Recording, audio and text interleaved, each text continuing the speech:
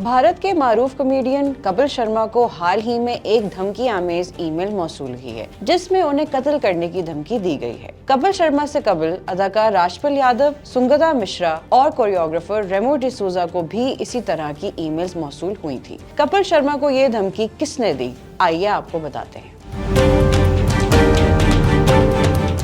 भारतीय मीडिया की रिपोर्ट के मुताबिक कपिल शर्मा की शिकायत पर अम्बोली पुलिस ने नामालूम अफराद के खिलाफ FIR दर्ज करके तहकीकात का आगाज कर दिया है। पुलिस का कहना है कि कपिल शर्मा को मिलने वाली ईमेल की IP एड्रेस को ट्रेस किया जा रहा है। रिपोर्ट्स के मुताबिक सब फनकारों को ईमेल में कहा गया है कि उनकी तमाम सरगर्मियों पर नजर रखी जा रही है और वो इस ईमेल को संजीदा लें। भारतीय मीडिया ने रिपोर्ट किया है कि ईमेल भेजने वाले ने अपना नाम विष्णु तहरीर किया है, जबकि ईमेल की ID डॉन के नाम से बताई गई है। पुलिस का कहना है कि ईमेल में शोबे शख्सियात से 8 घंटे के अंदर अंदर जवाब भी मांगा गया था और कहा गया है कि जवाब ना देने की सूरत में नताइज भुगतना होंगे। मजीद अपडेट्स के लिए देखते रहिए VNews.pk।